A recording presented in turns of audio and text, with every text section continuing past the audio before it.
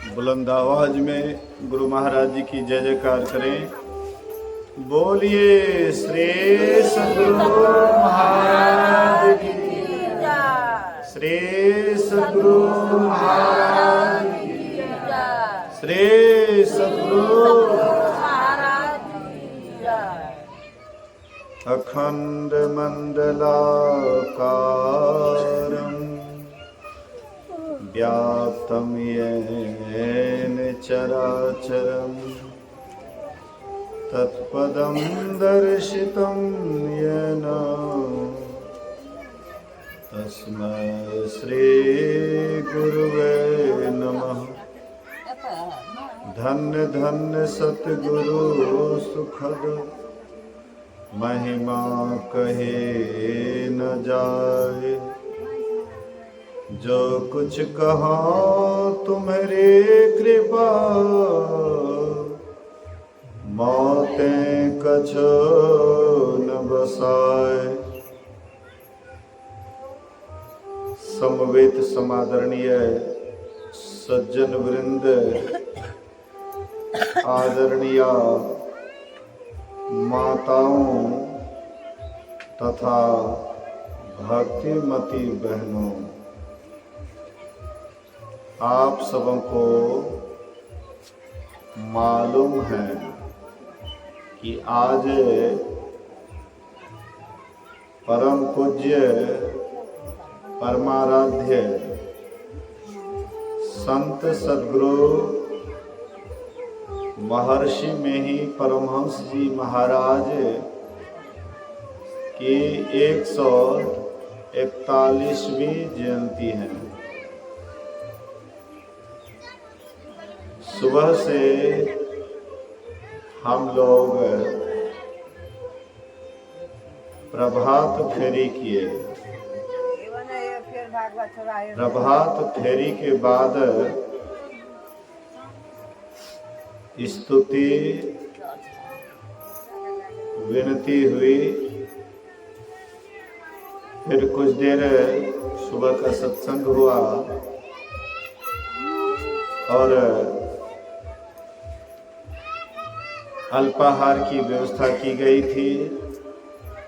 इसके बाद अभी हम लोग अपराह्न कालीन सत्संग में बैठे हुए हैं।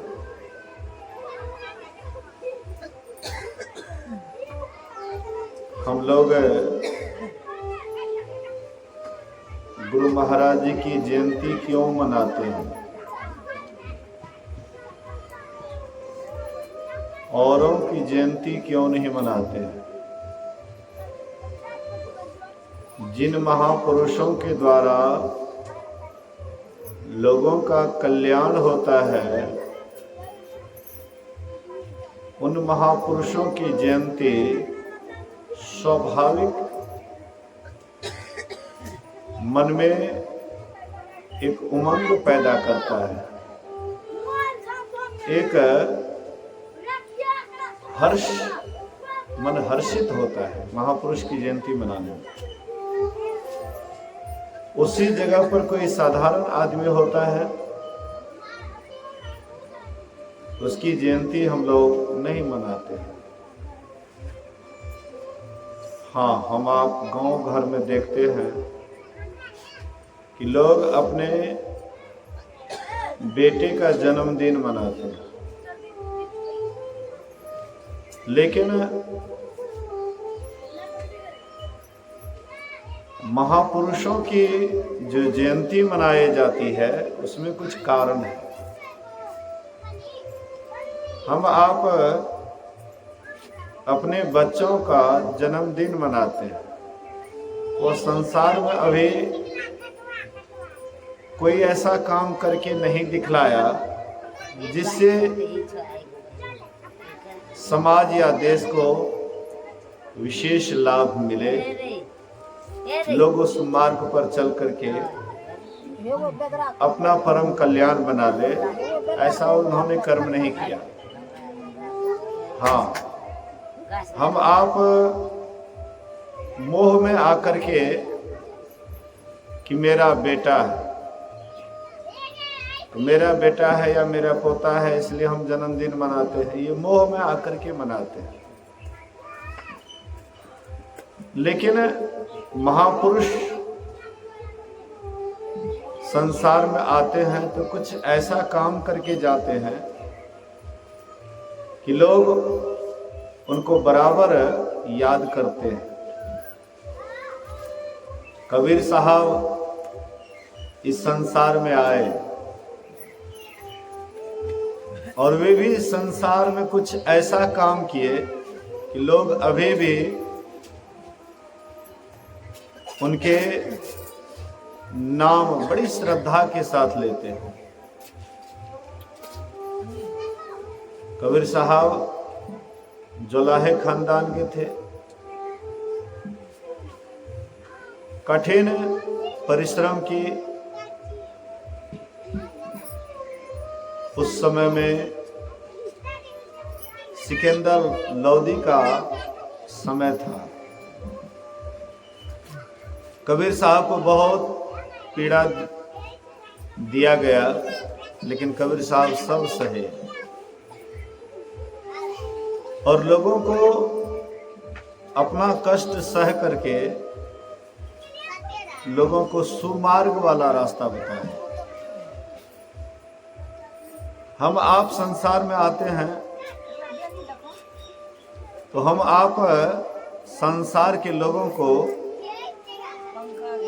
सुमार्ग नहीं बता पाते हैं, अच्छा मार्ग नहीं दिखा सकते हैं, क्योंकि हम अपना ही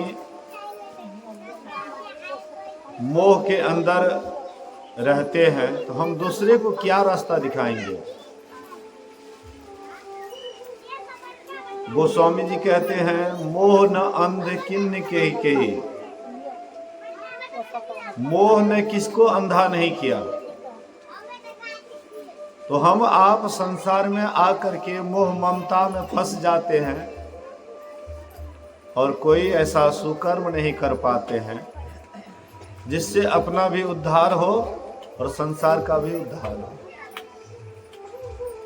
लेकिन संत महापुरुष आते हैं तो सबसे पहले तो अपना उद्धार करते हैं, स्वयं का उद्धार करते हैं। जो स्वयं का उद्धार नहीं करेंगे दूसरे की क्या उद्धार करेंगे।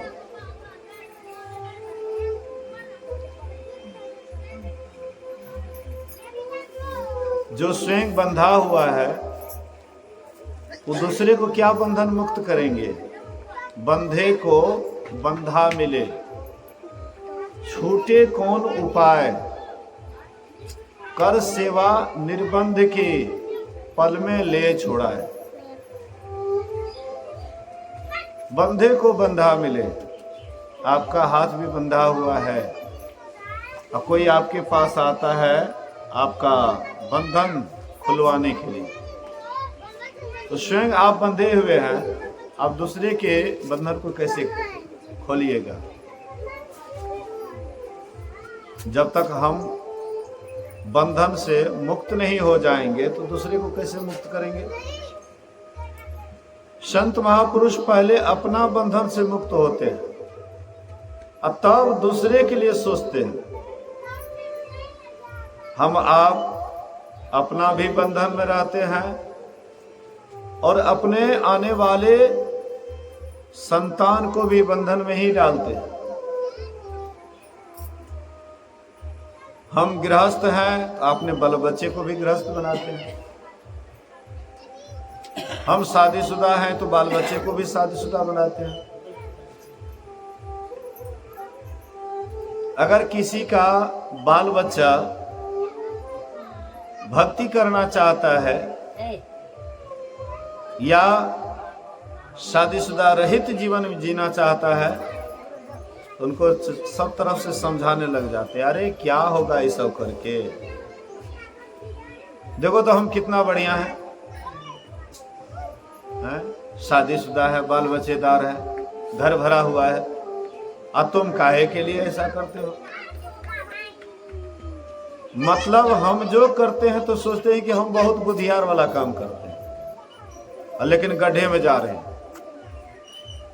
करते हैं बुधियार वाला काम, जा रहे हैं गड्ढे में, अपना भी गड्ढा में जाते हैं, बाल बच्चा को भी गड्ढा में लेकर के जाते हैं। लेकिन संत महापुरुष स्वयं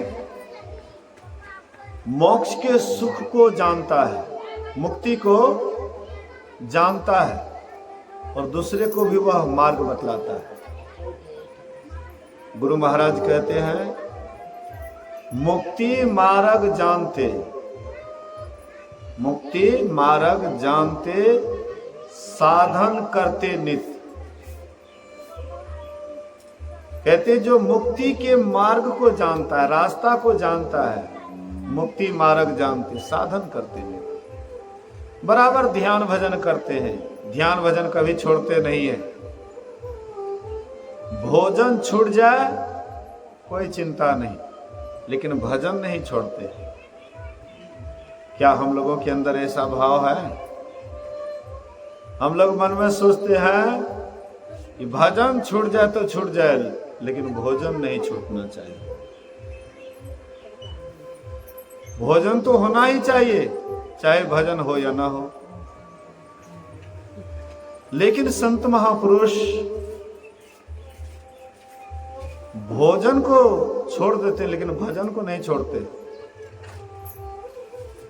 हम साधारण में और संत महापुरुषों में यही अंतर है। हम आप खाने के लिए जीते हैं और महापुरुष जो होते हैं जीने के लिए खाते हैं। गुरु महाराज जी ने कहने की कृपा की कि जब से मैं संत मत में आया हूं, बोलिए श्री सद्गुरु। गुरु महाराज जी कहते हैं कि मैं जब से संत मत के ज्ञान में आया हूं, तब से मुझे याद नहीं है कि हमने भरपेट भोजन किया।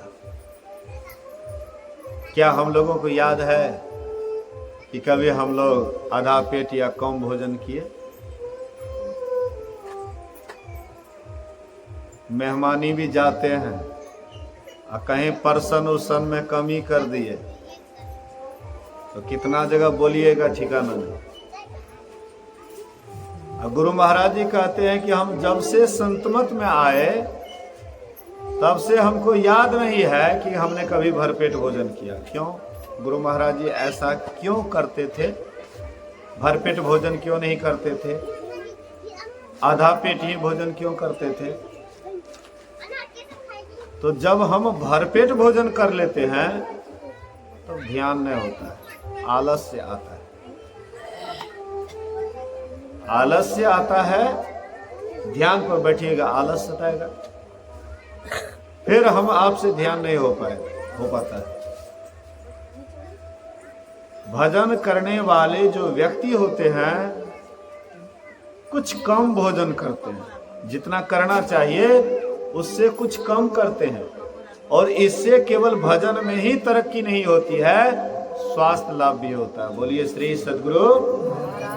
जो थोड़ा कम भोजन करते हैं, मान लीजिए जहां 5 रोटी खाते हैं वहां 4 ही रोटी खाते हैं, तो शरीर भी स्वस्थ रहता है, शरीर भी रोगी नहीं होता।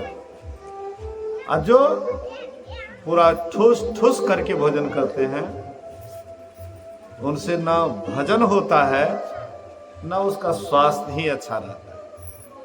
बहुत कम ही दिन में वह रोगी हो जाता है,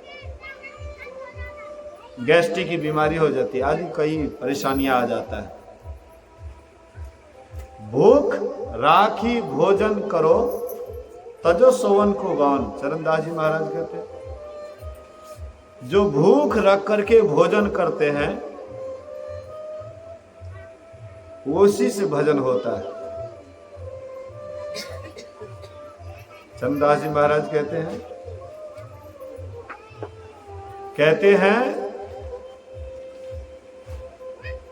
कि भजन करना है तो भूख राखी भोजन करो तज सोवन को गान।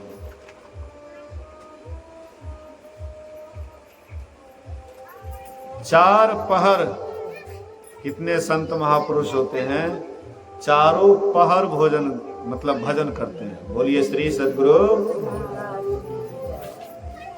4 पहर 3 घंटे का मान लीजिए, 12 घंटे का दिन, 12 घंटे का रात्रि होती है।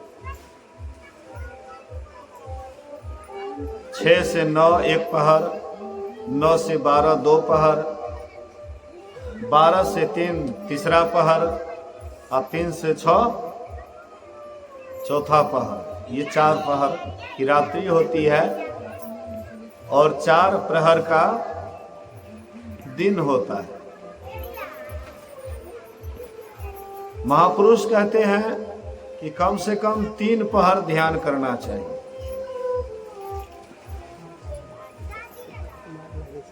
बैठो ना। बोलिए श्री सद्गुरु। महापुरुष कहते हैं कि कम से कम 3 प्रहर, 8 प्रहर होता है ना, 3 प्रहर कम से कम भजन करना चाहिए। अगर वे भी नहीं कर पाते हैं, गुरु महाराज जी कहते त्रिकाल संध्या करो। कम से कम 3 घंटा नहीं बैठ पाते हो तो घंटे घंटे बैठो, लेकिन 3 बार बैठो। एक बार हिंसर में जब आपकी नींद टूटती है, जब आपकी नींद टूटे तब बैठ जाइए। अगर आप थोड़ा विलंब से जागे, अब मन में सोचिएगा कि ओह आप तो बेर भाग जाओ, की ध्यान करोगे। जैसे मन में ये बात आया, बैठिएगा भी ध्यान पर, तो ध्यान नहीं बनेगा। लेकिन बेर हुआ कि सवेर हुआ, उस पर ध्यान नहीं दीजिए। जैसे जगे, बहुत होता है तो कुलाचमन कर लीजिए, या लघु शंका या दीर्घ शंका जाना है तो चले जाइए और बैठ जाइए ध्यान पर। यह मत सोचिए कि बेर हुआ कि सवेर हुआ। जब जागो तभी सवेरा। जिस समय में आपकी नींद टूट जाए, समझिए तभी सवेरा हो गया। एकदम उस समय में बिल्कुल मन आपका शांत रहता है। मन में किसी प्रकार का उस समय विचार नहीं रहता है, बिल्कुल आपका दिमाग खाली रहता है। जब उस समय में आप बैठिएगा तो भजन में बड़ा आनंद बुझाएगा। भजन में होत आनंद आनंद। जो भजन के आनंद को पा लिया है, एक बार उसका रस पा लिया है, उसको बिना भजन का रहा नहीं जाता है। जिसका जो रस पा लिया है, उसके बिना उसको रहा नहीं जाता। कोई शराब का रस पी लिया है, शराब का रस ले लिया है, बिना शराब को रहता है। चाहे कितना ही कुछ करना पड़े, लेकिन बिना शराब का नहीं रहता है। भांग पीने वाला, भांग पीने का जिसको रस मिल गया है, कितना ही कुछ हो जाए लेकिन भांग पिएगा ही। ऐसे ही जैसे प्रत्येक काम में, जिस काम में हमें आनंद मिलता है, रस मिलता है, वह काम हम चाहे कितना हो परेशानी हो करवे करते हैं। ऐसे ही जिसको भजन का रस मिल गया है, भजन का आनंद मिल गया है, तो बिना भजन किए उसको रहा नहीं जाता है। भजन जब करते उसको चैन मिलता है, आनंद मिलता है।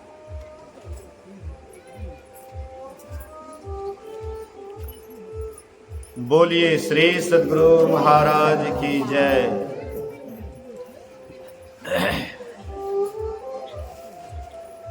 तो आप अगर चाहते हैं अपना जीवन में सुखी होने के लिए, आप चाहते हैं कि हमारा जीवन आनंद से भरे, तो आप भजन पर ज्यादा ख्याल कीजिएगा। आप सुखी होना चाहते हैं। आप ऐसा मत सोचिए कि हमारे पास हमें बेटा या बेटी या और सुविधा होगा तो हम सुखी हो जाएंगे। ये कभी मत सोचिए। कोई भी बेटा बेटी या धन दौलत या घर या बैंक बैलेंस आदि कोई भी व्यवस्था हो जाए, लेकिन आप सुखी नहीं हो सकते हैं। सुख का एक ही संतों ने रास्ता बतलाया है कि सुख का एक ही रास्ता है, वह रास्ता है भजन का। भजन में होत आनंद आनंद। आप कहिएगा बाबा तब क्या ढोलक हारमोनिया लेकर के सब आदमी को गाना पड़ेगा? वो भी थोड़ी देर के लिए उसमें सुख मिलता है। जब तक ढोलक हारमोनिया सुनिए, थोड़ी देर के लिए आपको सुख मिलेगा, लेकिन जैसे वह बंद होगा तो आपका सब सुख गायब हो जाएगा। लेकिन जिनको ये ध्यान का सुख मिल गया है, भजन का आनंद जो पा लिया है, लाख विपत्ति आए, लाख कष्ट आए जीवन में, उनको कोई परवाह नहीं रहता है, लेकिन भजन वो करते रहता है। बोलिए श्री सद्गुरु। ऐसा बहुत आपको उदाहरण सुनने के लिए मिलेंगे। जो भजन का आनंद ले लेते हैं, उनके जीवन में कितना हो कष्ट आ जाए, लेकिन वो भजन नहीं छोड़ते, भजन करते रहते, ध्यान करते रहते। पूरा दुनिया उसका दुश्मन हो जाए, फिर भी भजन नहीं छोड़ते। मीराबाई को एक बार भजन का आनंद मिल गया। मीराबाई को कितना कष्ट हुआ जानते हैं? राजपूताने खानदान की थी, राजपूत खानदान की थी, राजे महाराजे की बेटी पोतहू थी।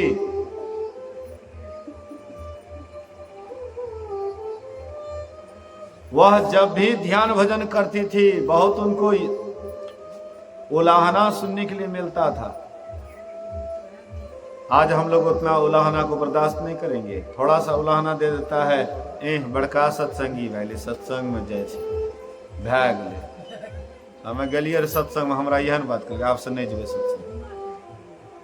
आप सत्संग में जाना छोड़ दीजिएगा। हमको लगता है बहुत आदमी बर्दाश्त नहीं कर पाता है। जैसे थोड़ा सा कुछ आपको बोल दिया, बस उस दिन से आपका धीरे धीरे डिमरलाइज आपके मन में आ जाता है, मन में भाव गिर जाता है। सत्संग में जाए, लेकिन देखा न केना के बोले छे, हम अच्छा काम करे छिए आ लोग देखा हमरा की कहे छे। एक समय में आश्रम पर मैंने सोचा कि सत्संगी लोग आए और थोड़ा एकांत का ध्यान का भी आनंद ले। तो 4 बजे 2-4 सत्संगी आने लगे थे। 2-4 सत्संगी 4 बजे भोरे, बहुत ठंडा मौसम रहता था। सत्संगी आते थे, थोड़ा बहुत सेवा भी, झाड़ू बहाड़ू ये सब भी देखते थे। महात्मा लोग झाड़ू बहाड़ू कर रहे हैं तो बाबा हम ही अच्छे झाड़ू। और वो लोग आकर के 1-आध घंटा ध्यान भी करती थी। टोला पर छिटाकसी होने लगा। हे देख लहा ये इतने रहते का, हाँ कुटिया वजह से देख ला फलनी के पुतो, फलनी के पत्नी। जैसे ही लोग उलाहना शुरू किया, बस बंद। अब पति भी होने लगे दुश्मन, घर वाले भी कहाँ जाए छी, लोग से की कहे छो, कथी ले जेबी, एहनो काम लोग करे छै। मीराबाई को बहुत उलाहना देते थे, बहुत। एक बात आप देखिएगा, होनहार वीरवान के होत चिकने पात। जो महान व्यक्ति बनने के लिए आता है, वो कितना हो उनको कुछ दुख दे, कष्ट दे, परेशानी में लोग डाले, लेकिन वो पीछे उलट करके नहीं देखता है। वो कहावत है ना देहाती, हाथी चले बाजार आ कुत्ता लागे 1000। हाथी जैसे बाजार होकर के निकलता है, बहुत सारे कुत्ते भौंकते हैं, लेकिन कुत्ता की तरफ हाथी उलट करके नहीं देखता है, सीधा रास्ता चलते रहता है। ऐसे ही आप जब ध्यान भजन मन लगा करके करने लगिएगा तो देखिएगा सब आपका विपक्ष होने लग जाता है, सब आपकी निंदा शुरू कर देंगे, उलाहना शुरू कर देंगे। अरे क्या कर रही है? कोई इज्जत प्रतिष्ठा की भी बात है कि क्या? वो से प्रणाम क्या कर बैठो न, बीच में नहीं आना चाहे,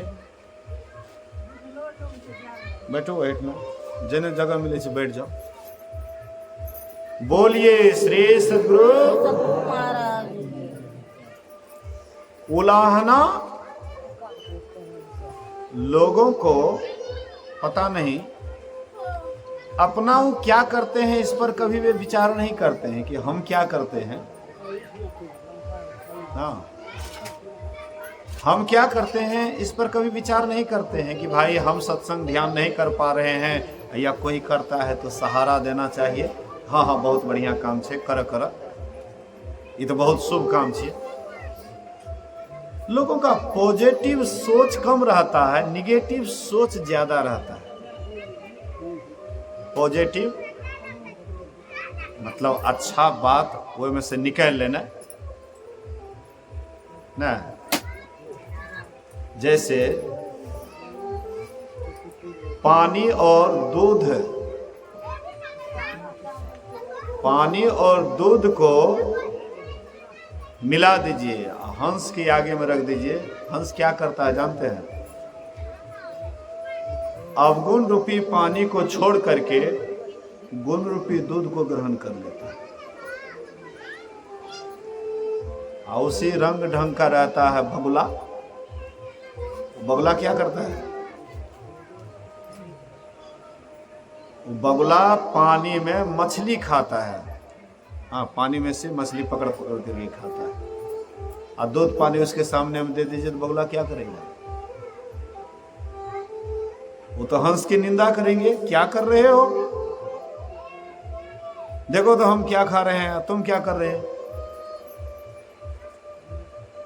निगेटिव सोच के लोग अधिक होते जा रहे हैं, धीरे धीरे निगेटिव सोच लोगों का बढ़ते जा रहा है।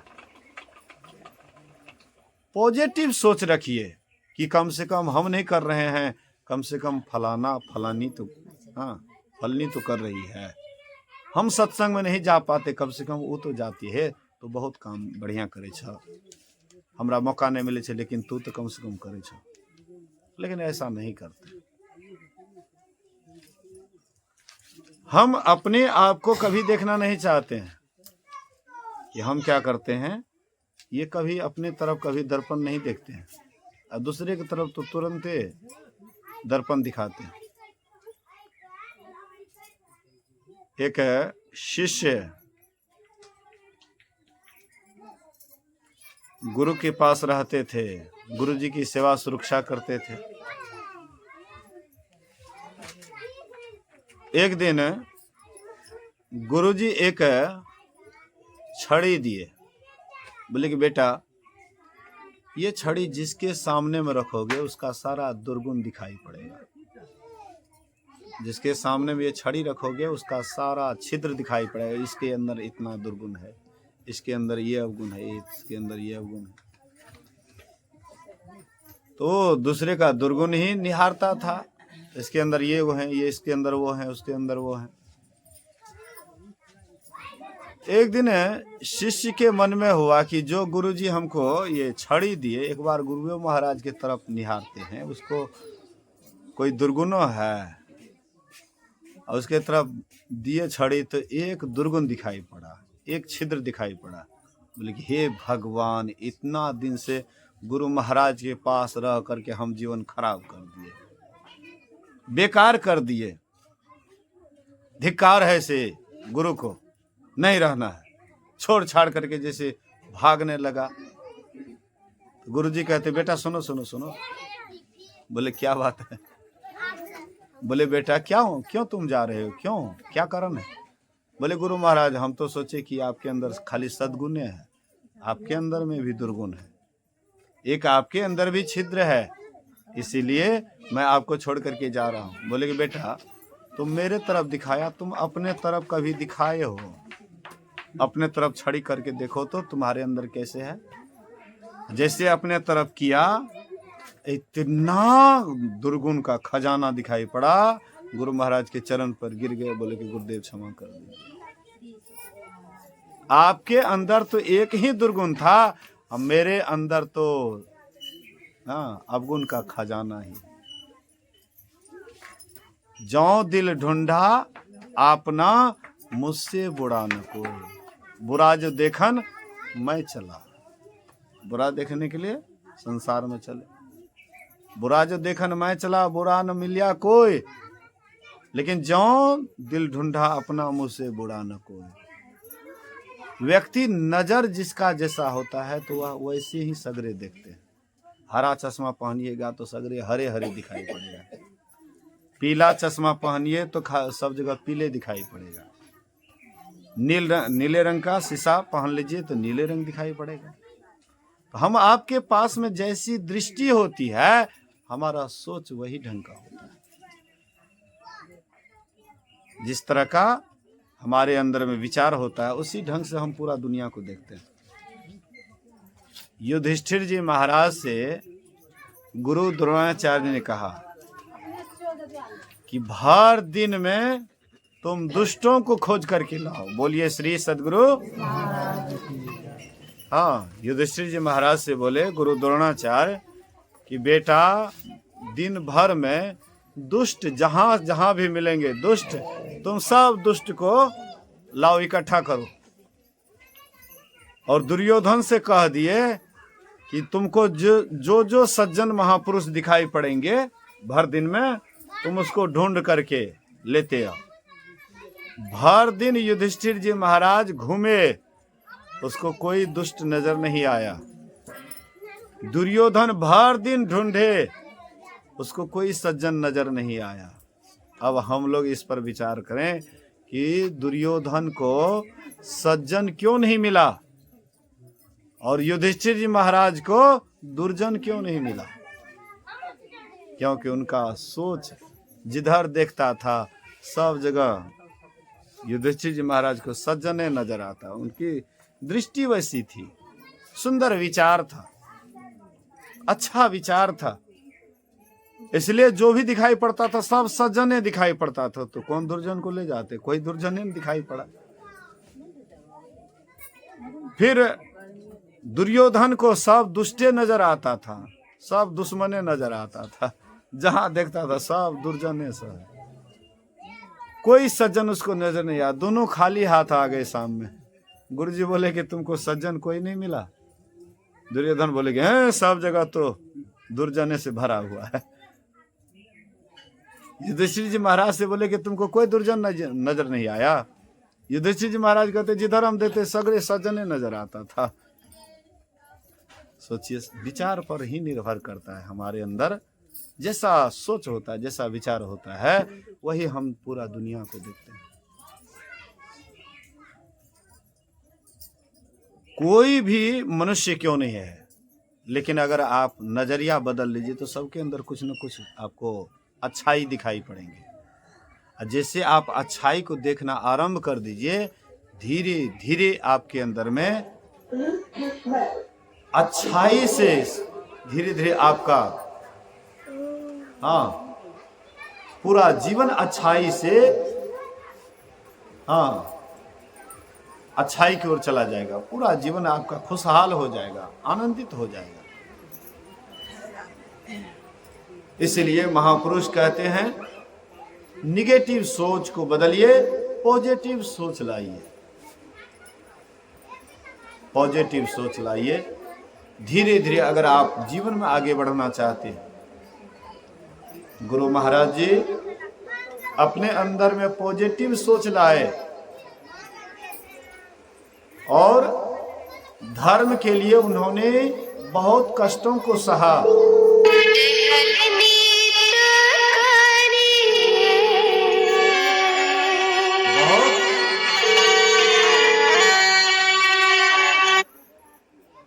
कष्टों को सहा गुरुदेव। लोग निंदा भी काफी किए थे, सब गांव घर वाला बार दिए थे। बोला कि तो भ्रष्ट हो गया, सब जाति के पास जाता है, सब जाति के बीच बैठता है, सब जाति का छोया हुआ खाता है। मैं ही दास चौपट हो गया। पूरे गांव के लोग विरोध करने लगे, लेकिन गुरु महाराज जी अपने नियम से कभी नहीं टले। गुरु महाराज जी इतना ही जानते थे, जो सत्संगी हैं, जो अच्छे विचार में रहते हैं, चाहे जात से वह कुछ भी है, हाँ, उससे हमको कोई लेना देना नहीं। नीच ही क्यों नहीं जाति का है, अगर कर्म उसका ऊंचा है तो गुरु महाराज जी कहते थे ऊंचा है। और कोई जाति से ऊंच है और करनी नीचा है, वह नीच है।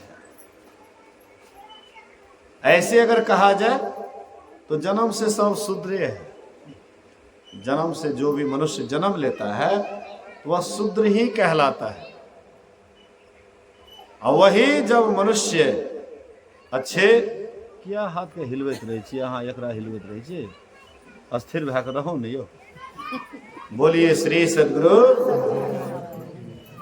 हम आप जन्म से सब शूद्र कहलाते हैं, लेकिन जब संत सद्गुरु के पास जाकर के युक्ति जानते हैं तो द्विज कहलाते हैं। आप द्विज हो गए। जब आप ध्यान भजन करके ब्रह्म को जान लिए तो आप ब्राह्मण हो गए। ब्रह्म जानाति च ब्राह्मणः। जो ब्रह्म को जानता है असली ब्राह्मण वही है। नकली ब्राह्मण से जाति में कोई ब्राह्मण पैदा ले लिया तो क्या हो गया? ब्राह्मण मरेगा, पाप करेगा तो वो भी नीचे गर्त में जाएगा, और कोई शूद्र है वो भी पाप करेगा तो वो भी वही गिर जाएगा। ये कोई जरूरी नहीं कि ब्राह्मण के लिए कोई अलग जगह बनाया है और शूद्र के लिए अलग बनाया है। कर्म पर ही आधारित है जाति। आप किसी भी जात से हैं, अगर आप उत्तम कर्म कर रहे हैं तो आप उत्तम जात के हैं, नीच कर्म कर रहे हैं तो नीचे जाति के। जो तपस्या करते हैं, जो ध्यान भजन में जिसका जीवन जाता है, जिसका आचरण शुद्ध है, जिसका विचार शुद्ध है, जो दिन प्रतिदिन सत्संग ध्यान में पगे रहते हैं, तो समझ जाइए कि वह जाति से ब्राह्मण, जाति से ब्राह्मण हो न हो, कर्म से वह ब्राह्मण है। इसलिए हम आपको चाहिए, हम आपके अंदर में यह बात होनी चाहिए कि हम जाति से कोई है उससे कोई मतलब नहीं, लेकिन हमारा आचरण शुद्ध होना चाहिए, पवित्र होना चाहिए। हम ऐसा कर्म करके जाएं कि संसार का लोग मेरे लिए आंसू बहाए। कबीर जब हम पैदा हुए जग हंसे हम रोए, ऐसी करनी कर चलें हम हंसे जग रोए। तो वह कर्म कौन सा है? ईश्वर की भक्ति। चाहे आपके लिए लोग रोए ना रोए, चाहे लोग आपको जाने ना जाने, लेकिन कम से कम आप अगर साधना करके उच्च गति को प्राप्त कर लेते हैं तो फिर कहना क्या है? उसी का मानव जीवन सार्थक है जो साधना करके उच्च गति को प्राप्त करता है। और साधना रोज रोज होना चाहिए। कभी किए या कभी नहीं किए, फिर साधना में आगे नहीं बढ़ पाइएगा। कभी करते हैं, कभी नहीं करते हैं। इसका भी आदत लगाना चाहिए, ध्यान का भी आदत लगाना चाहिए, भजन का भी आदत डालना चाहिए। जैसे और काम का आदत लगा लेते हैं, वैसे ध्यान भजन का भी आदत लगाना चाहिए। यही आदत आपको 84 में नहीं जाने देगा। यही आदत आपको नरक की खाई में नहीं जाने देंगे। यही आदत आपको स्वर्ग को कौन कहे मोक्ष भी दिलाता है, ये आदत। इसलिए अच्छा आदत लगाइए, शुभ आदत लगाइए, सत्संग ध्यान वाला आदत लगाइए। यही तो मानव जीवन का सबसे उत्तम कर्तव्य है। यह काम अगर कर लिए, ध्यान भजन कर लिए, तो आपने सब कुछ कर लिया। ध्यान भजन छोड़ करके अगर आप संसार में ही अपना जीवन जी रहे हैं, जीवन बिता रहे हैं, तो तब आप वैसे ही जैसे आया था, हरि भजन करन को औटन लगे कपास, तब रुई को आप औंट रहे हैं। परिवार में आपका जीवन जा रहा है, बाल बच्चे के पालन में आपका जीवन जा रहा है, धन संपत्ति को इकट्ठा करने में जीवन जा रहा है, लेकिन सत्संग ध्यान से आप दूर हैं, तो समझ जाइए कि आप यहाँ पर रुई औंट रहे हैं, कुछ मिलने वाला नहीं। इसलिए महापुरुष कहते हैं कि जो काम करने के लिए आए हैं वह काम कीजिए। यही सत्संग ध्यान करने के लिए आए हैं। गुरु महाराज कहते हैं सत्संग नित और ध्यान नित, रहिए करत संलग्न हो, व्यभिचार चोरी नशा हिंसा झूठ करना चाहिए। सत्संग रोज रोज करो, ध्यान रोज रोज करो, और पंच पाप से जहां तक हो सके बचने का कोशिश करो। ऐसा अगर करते रहेंगे, धीरे धीरे आदत पड़ जाएगा, लसंग लग जाएगा, तो यही आदत, यही लसंग 84 से बचाएंगे और अंत में मोक्ष दिलाएंगे। इसीलिए यह गुरु महाराज जी की 141वां पावन जयंती के अवसर पर आप लोग यहाँ आकर के भाग लिए। मैं प्रयास तो खूब करता हूँ कि सत्संगी को कोई दिक्कत ना हो, कोई कष्ट ना हो, लेकिन कुछ ना कुछ दिक्कत और परेशानी तो हो ही जाती है। गर्मी का मौसम है, हवा की ठीक से व्यवस्था नहीं है, भंडारा में भी कुछ है, कई हलवाई के पास गए लेकिन किसी को फुर्सत नहीं था। हाँ, थोड़ा विलंब से भी गए, ये भी हो सकता है कारण। तो अंत में जो भी हुआ गुरु महाराज जी का समझिए के प्रसाद। अगर आप सोचिएगा कि न ये ढंग से ये नहीं हुआ, वो नहीं हुआ, कमी तो बराबर दिखाई पड़ेगा। लेकिन अगर गुरु महाराज जी का प्रसाद अगर समझिएगा कि गुरु महाराज जी का जो भी प्रसाद मिला, हाँ बहुत बढ़िया, तब तो कहना क्या है, ये अन्न आपको तब और भजन में मदद करेंगे। तो इसीलिए आप लोग आए, आप लोगों की सेवा में जो त्रुटि हुई उस पर ध्यान नहीं दे करके सब कोई, आज गुरु महाराज जी की पावन जयंती है, इस अवसर पर हम लोग एक संकल्प लें कि हम लोग आने वाला साल भर तक हम लोग पूरे मुस्तैदी के साथ ध्यान भजन बढ़िया से करेंगे, अच्छा से करेंगे। यह संकल्प लेकर के जाएंगे, अवगुणों से हट करके सद्गुण को ग्रहण करते हुए नित्य प्रति सत्संग ध्यान करेंगे, ऐसा संकल्प रहेगा और नियमित रूप से करेंगे। गुरु महाराज जी की कृपा होगी, निश्चित हम लोग आगे बढ़ेंगे। इस शुभकामना के साथ आइए भजमन का पाठ, उसके बाद आरती की ओर चलेंगे। बोलिए श्री सद्गुरु महाराज की जय।